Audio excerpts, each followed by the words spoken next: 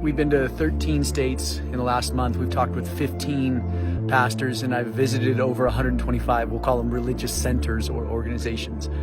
And we went between 9 and 5, Monday to Friday. An ironic observation came to the surface. This thought exercise is strictly a thought exercise, but I hope for all you Christians out there, it begs some very serious questions about what is a church.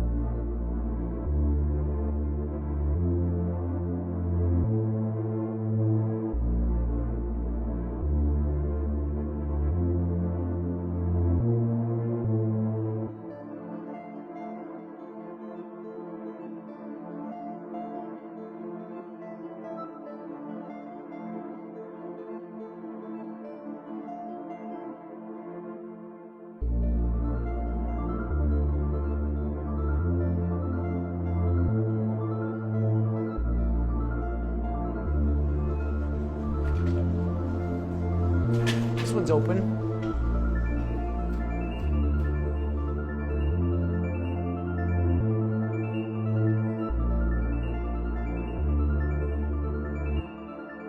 That was interesting. I have never been in a mosque before. It's Friday at 4 o'clock when we went in. The doors were open. People walk through open doors.